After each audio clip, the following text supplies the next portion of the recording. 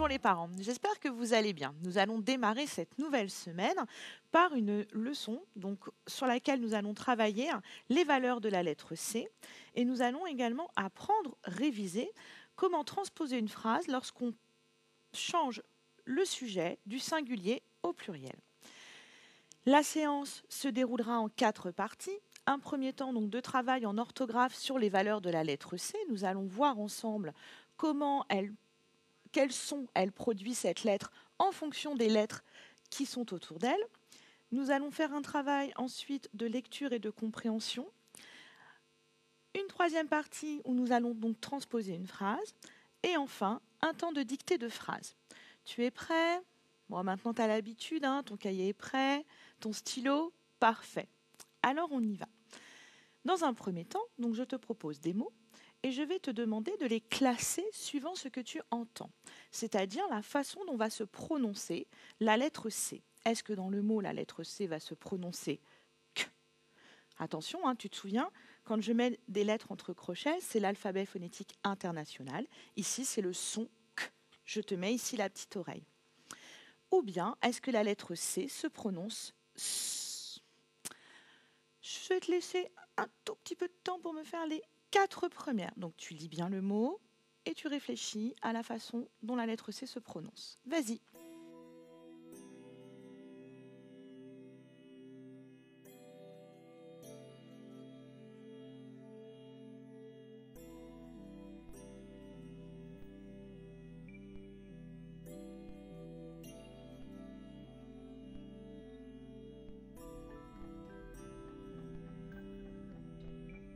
Très bien. Alors, tu as eu un petit peu de temps pour classer les 4 premiers. Le premier mot, donc le clavier, très bien. Donc, la lettre C se prononce K. Un sac. Parfait. Un cygne. Un cube. Contrôler. Un glaçage. La balançoire. Une réception, un cartable, un reçu, un cil. Alors cet exercice, tu en as l'habitude, on le fait tous ensemble. Maintenant, nous allons plus particulièrement nous concentrer sur la liste des mots dans lesquels la lettre C se prononce K. Je vais te demander de bien observer la lettre qui suit la lettre L. Nous allons l'entourer. Dans un clavier, la lettre C est suivie de la lettre L. Dans contrôler, on trouve un O après la lettre C. Dans un sac, la lettre C se situe à la fin du mot. Dans un cartable, on trouve la lettre A qui suit la lettre C. Dans un cube, c'est la lettre U qui suit la lettre C. Je vais te laisser 5 à 10 secondes pour essayer de te dire dans ta tête la leçon que l'on va pouvoir écrire. Alors, je t'aide. Au début, on dira la lettre C se prononce que. Alors, oui, très bien, tu as raison. Elle se prononce que, donc la lettre C, la lettre C se prononce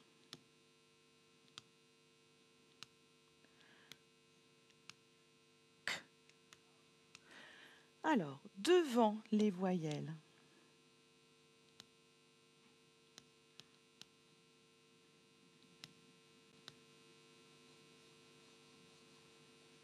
donc devant les voyelles O, A et U.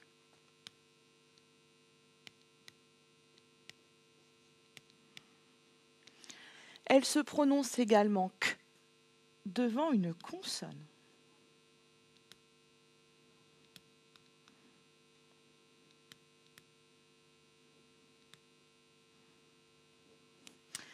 Ici, je t'ai mis le mot clavier, mais dans crevette ou dans d'autres mots, crudité, etc., on retrouvera la lettre C devant une consonne qui fait le son K. Et enfin, à la fin excuse-moi, bravo, tu avais repéré la petite erreur que j'avais faite en écrivant une consonne. Bravo, je te félicite. Et du coup, la lettre C donc, se prononce que à la fin d'un mot.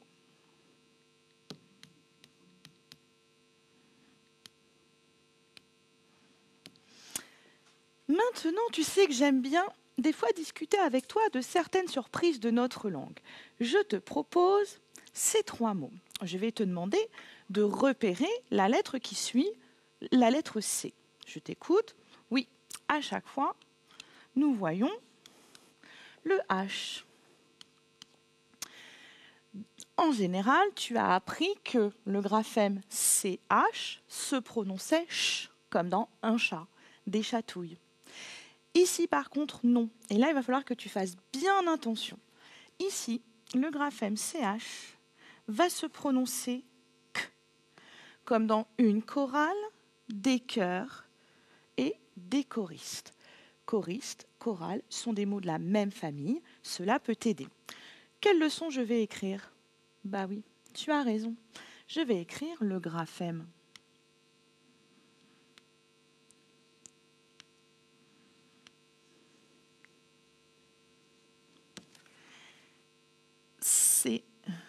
CH. Parfois, dans certains mots, se prononce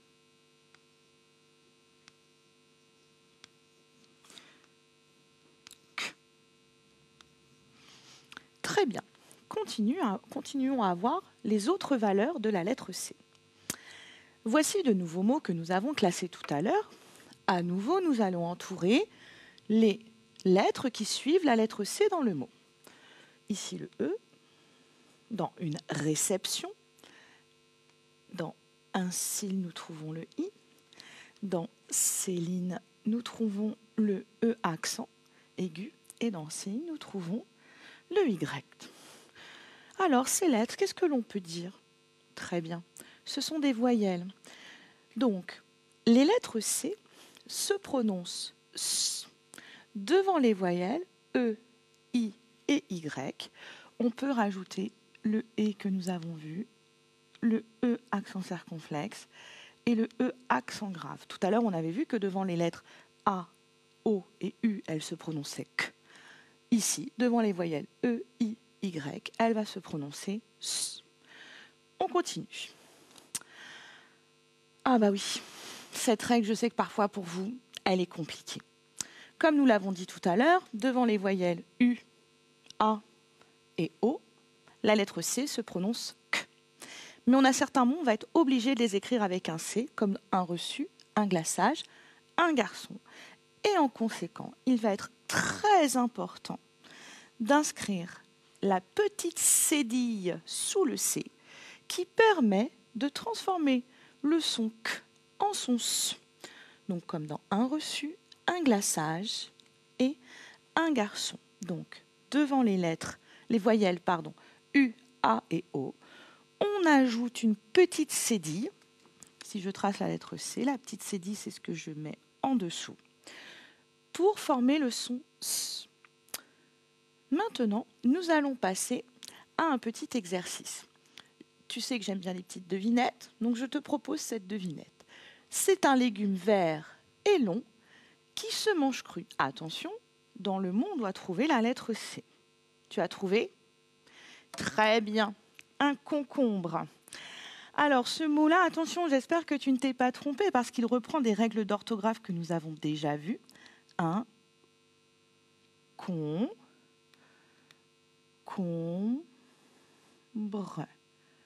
Oui, tu avais bien pensé à écrire OM pour faire le son ON, puisque après, on avait la lettre B. Très bien, continuons. Métier d'une personne qui tient un commerce. Attention, ici, le nom commun que je cherche va être de la même famille que commerce. Réfléchis bien, essaye de le dire dans ta tête. Très bien, un commerçant. On y va, écrivons-le. Un co. Je t'ai dit que c'était de la même famille, donc du coup, le début du mot va s'écrire de la même façon puisque c'est le radical. Et ici, qu'est-ce qui va se passer? Eh oui, parfait. Tu sais que les mots, les noms de métiers, souvent s'écrivent ANT à la fin. Et attention ici, je dois mettre le CCDI. Si je ne le mets pas, alors je lis commerçant et moi je veux écrire commerçant. Attention, ce mot-là, tu peux apprendre à le mémoriser. Connaissance à retenir d'une séance de classe. Alors, quand tu es avec ta maîtresse, à la fin de la séance, souvent tu écris la leçon. Très bien. La leçon. Tu es d'accord avec moi? Non, tu as raison. Ici, il est nécessaire de rajouter la petite cédille. Sinon, j'aurais écrit la lecon pour écrire la leçon, puisque la lettre C est devant la lettre O. Alors, je rajoute la cédille. Une dernière, alors sportif qui pratique le vélo. C'est très bien, un cycliste. Alors, cycliste, c'est un mot de la famille de cycle. Donc, dans ta tête, tu vas essayer de mémoriser l'orthographe de cycle pour pouvoir écrire cycliste. Moi, je vais te le donner, le mot. Un cycliste.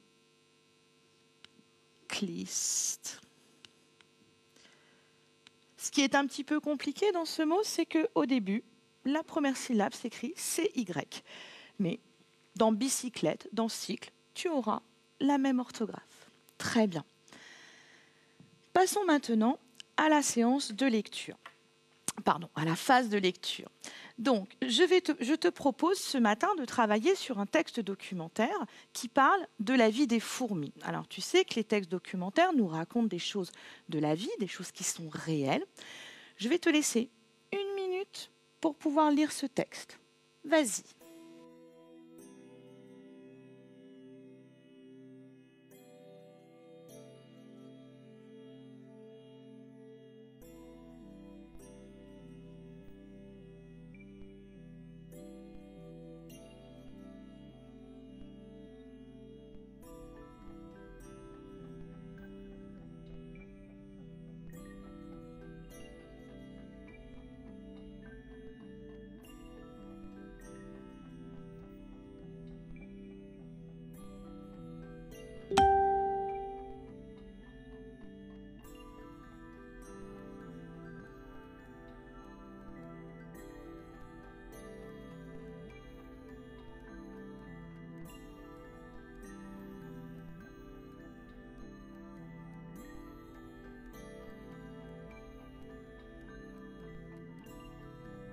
Très bien.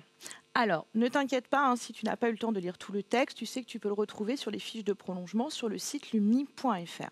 Je ne vais pas te relire là, la totalité du texte, mais je vais lire chacun des paragraphes sur lesquels nous allons travailler en compréhension. Les fourmis sont des insectes vivants dans une fourmilière.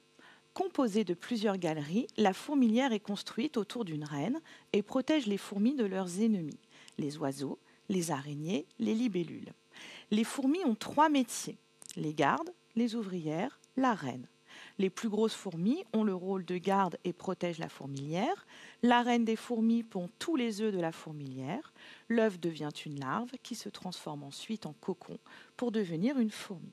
Alors, première question, quels animaux se nourrissent de fourmis? C'est-à-dire, quels animaux mangent les fourmis? Tu as trouvé? Oui, très bien. Ce sont les oiseaux, les araignées, la libellule. On nous le disait ici.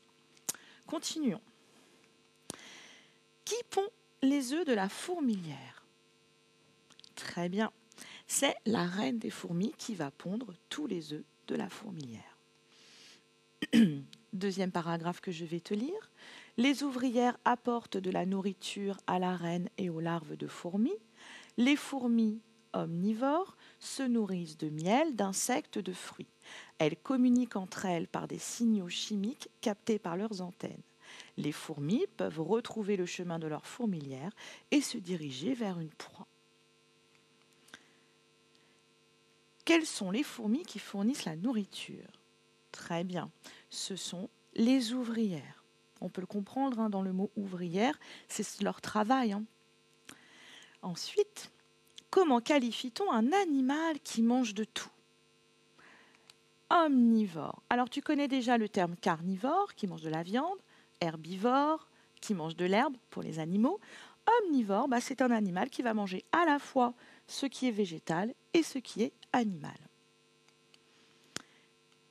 Une dernière question. Comment les fourmis communiquent-elles entre elles?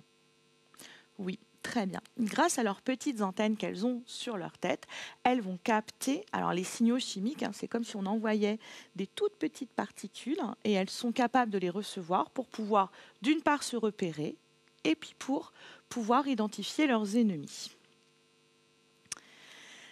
Maintenant, passons au travail de transposition. Alors, tu sais que la langue française, elle est souvent compliquée parce que parfois, à l'oral, on n'entend pas la différence quand on change certaines phrases, quand on les transpose, mais à l'écrit, là, les choses se compliquent pour nous. Dans la première phrase, la fourmi mange du miel, des insectes, des fruits. Je vais te demander de retrouver le verbe. Alors, où est-il? Oui, très bien. Ici, mange, c'est le verbe. Quel est le sujet du verbe? Très bien. Ce sont la fourmi, qui est le sujet. Dans cette phrase, nous allons transposer le sujet, c'est-à-dire que on va le faire passer du singulier au pluriel. Donc, la fourmi deviendra les fourmis. Les fourmis. Oui, très bien, tu as raison. Le nom doit prendre un S à la fin puisque nous sommes au pluriel. Alors, mange. Les fourmis mangent du miel, des insectes, des fruits. Qu'est-ce qui se passe? À l'oral, pas de changement. À l'écrit, oui, tu as raison, je dois bien faire attention à accorder le sujet avec le verbe. Le verbe manger est un verbe du premier groupe. À la troisième personne du singulier, puisque les fourmis peuvent être remplacées par elles avec un S. À ce moment-là, à la fin du verbe, je mets la terminaison ENT. Faisons celle-ci. Je te laisse un petit instant dans ta tête pour transformer en mettant le sujet au pluriel. Je t'écoute. Les reines pondent des œufs. Très bien. Cette fois-ci, on entend bien la transformation du verbe qui est ici à l'oral. Cela va nous donner un indice pour l'écrire. On y va ensemble. Les reines, avec un S, très bien, pondent. Alors, à la fin de pondent, oui, ENT également. C'est la terminaison du verbe à la troisième personne du pluriel lorsqu'il est conjugué au présent. Continuons cette activité sur deux autres phrases. Les fourmis sont des insectes. Cette fois-ci, tu as vu, le sujet, les fourmis, est déjà au pluriel. Quel est le verbe? Sont. Parfait. Donc cette fois-ci, nous allons transposer au singulier. Les fourmis va devenir la fourmi. Alors je t'écoute. La fourmi est, très bien, est un insecte. Il va y avoir un changement de toute la phrase ici. On va la réécrire ensemble. La fourmi, très bien, est, attention, EST, c'est le verbe être à la troisième personne du singulier. La fourmi est un insecte. La fourmi est un insecte. Très bien. Celle-ci, je vais te laisser un instant, on va dire 40 secondes, 45 secondes. Je vais te demander d'essayer de la réécrire, toi, sur ton cahier. Alors, les fourmis retrouvent leur chemin grâce à leurs antennes. Tu vas transposer la phrase. Elle doit commencer par la fourmi et tu vas continuer tout seul. Vas-y.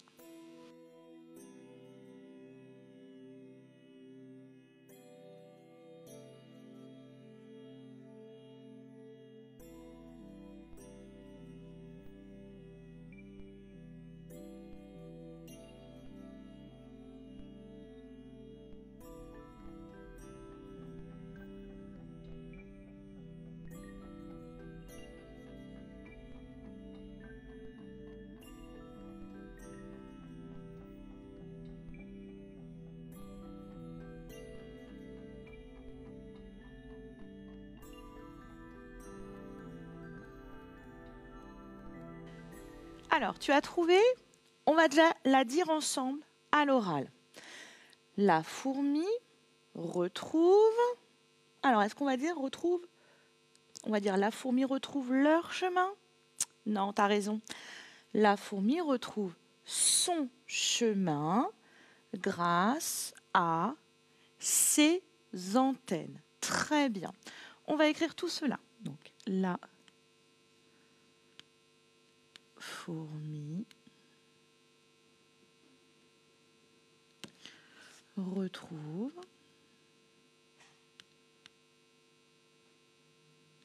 son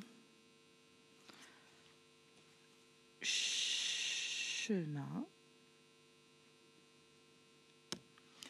grâce à ses antennes.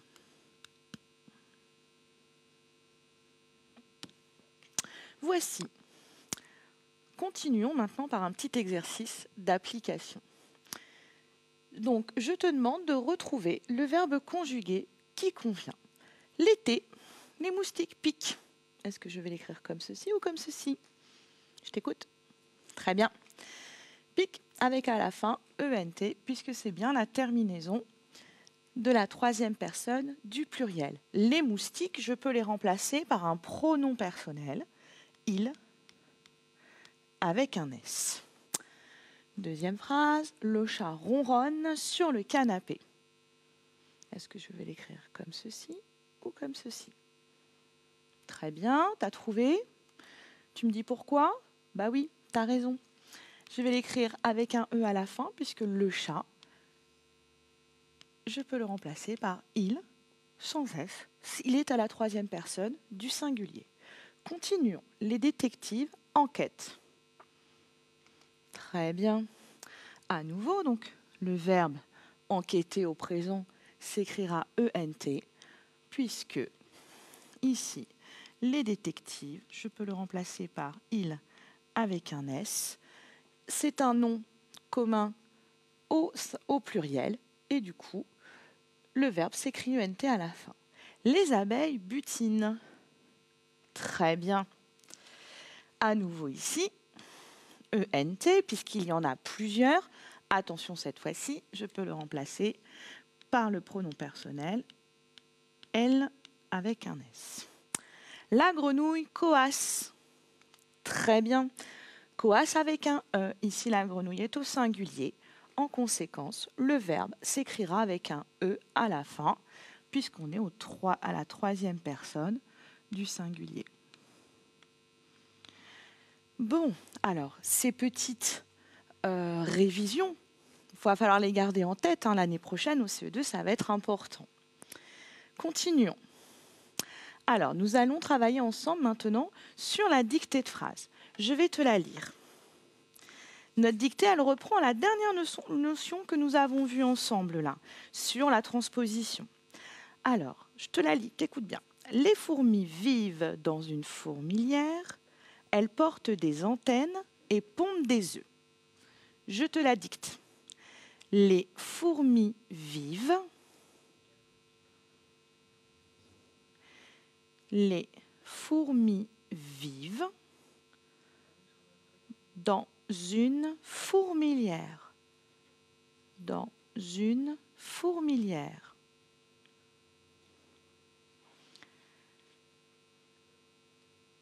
Point. Les fourmis vivent dans une fourmilière. Elles portent des antennes. Elle porte des antennes. Elle porte... Attention, elle, on parle. Attention, hein. Je cherche bien de qui on parle. Elle porte des antennes et pondent des œufs. Et pondent des œufs.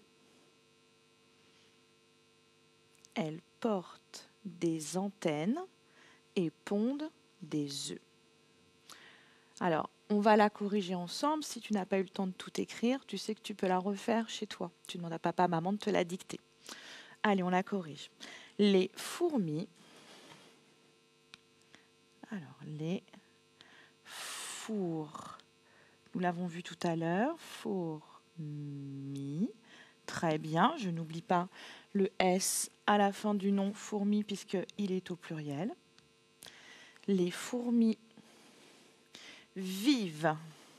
Alors, c'est le verbe vivre, conjugué au présent. Quelle question je me pose? Je cherche le sujet. Le sujet, c'est les fourmis. Elles sont plusieurs. Nous sommes au pluriel. Et le verbe à la troisième personne du pluriel va s'écrire ENT à la fin. Vivent dans...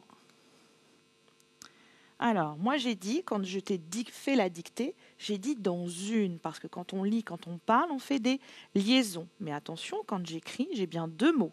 Dans, une.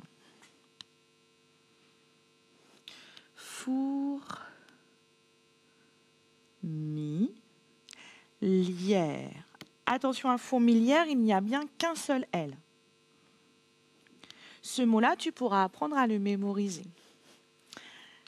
Elle porte des antennes. Alors, tout à l'heure, je t'ai dit, attention, le L. Alors, de qui je parle dans cette phrase? Oui, je parle des fourmis. Donc, le pronom personnel, attention, je mets bien un S à la fin pour signifier que je suis à la troisième personne du pluriel. Elle porte des antennes.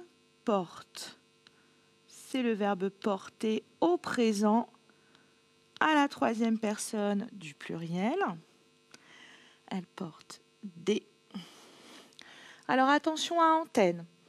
Le phonème en s'écrit avec le graphème AN. Antenne. Et on doit doubler la lettre N. Je n'oublie pas le S, puisque ici, j'avais un déterminant qui était au pluriel.